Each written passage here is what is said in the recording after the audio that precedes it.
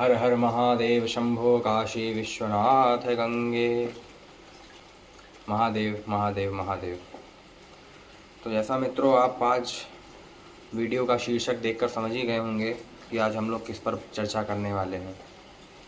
आज हमारे चर्चा का विषय है शिव निर्मल्य, अर्थात शिव जी को निवेदित की हुई वस्तुएं।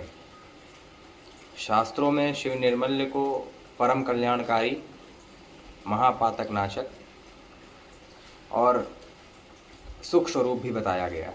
परंतु जहाँ इनको परम कल्याणकारी बताया गया है, वहीं दूसरी तरफ इनको ग्रहण ना करने की शिक्षा भी दी गई है। तो सर्वप्रथम हम समझते हैं कि शिव निर्मल्य है क्या। इसके लिए हम लोग शिव पुराण के विदेश्वर संहिता के 22वें अध्याय के 20वें श्लोक पे मैं आपको दिखाना चाहूँगा। लिखा है, लिंगोपरि च यद द्रव्यम तदा ग्रहम मुनीश्वरः सुपवित्रम च तर्ज्ञेय यलिंगस्य स्पर्श बहात।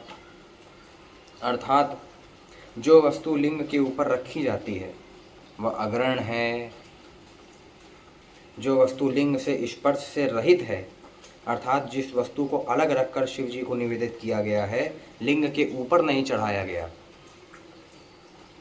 वही अत्यंत पवित्र है, उसका ही भक्षण करना चाहिए।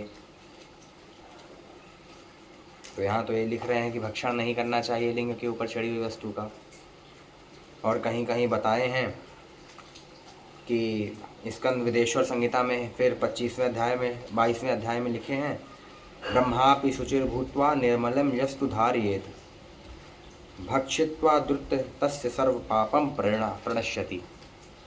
अर्थात जो पवित्र होकर शिव निर्मल्य का भक्षण करता है उसके सब पाप नष्ट हो जाते हैं। तो भक्षण करना चाहिए कि नहीं करना चाहिए?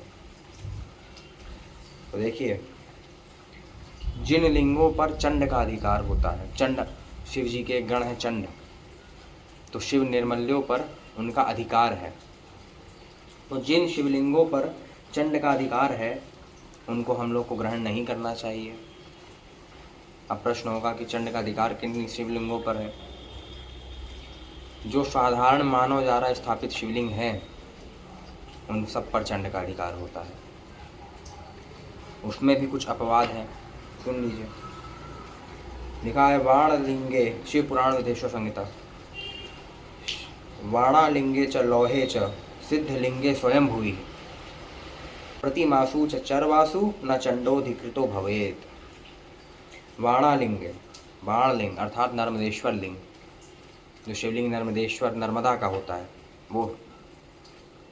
लौह, लोहे च, लोहे का मतलब स्वर्णाधि धातु में, धातु युक्त, जैसे पारद इत्यादि। सिद्धलिंग अर्थात जिन लिंगों की पूजा करके किसी को सिद्धि प्राप्ति हुई हो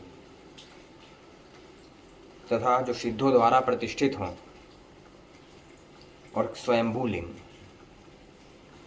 या जिन पुराणों का, जिन शिवलिंगों का पुराणों में वर्णन हो, जो स्वयंभू खुद प्रकट हुए हैं, उन शिवलिंगों में चंड का अधिकार नहीं होता है।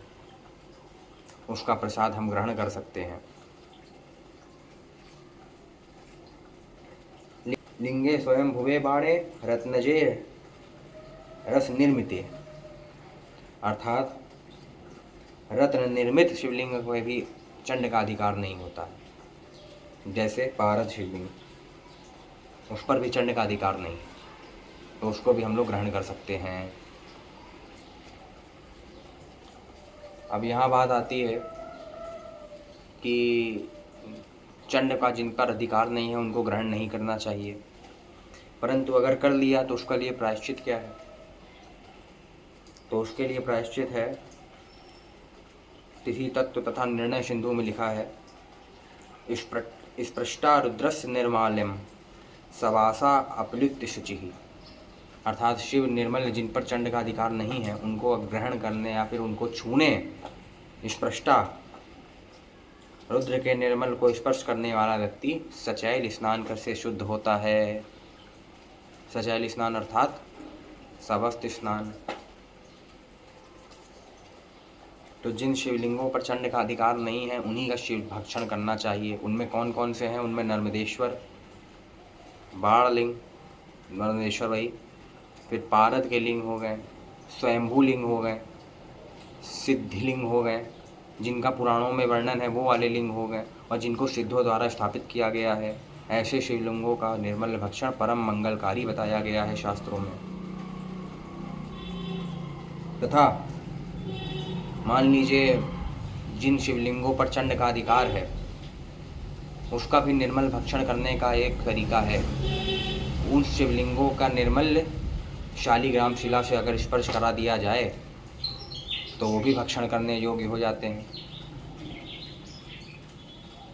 इसीलिए अगर साधारण शिवलिंगों के निर्मल भक्षण करना है तो उनके निर्मल्य को पहले शालिग्राम शिला से स्पर्श करवा के आप भक्षण कर सकते हैं। तो यही है शिव निर्मल्य की व्यवस्था जो शास्त्रों में दी गई है,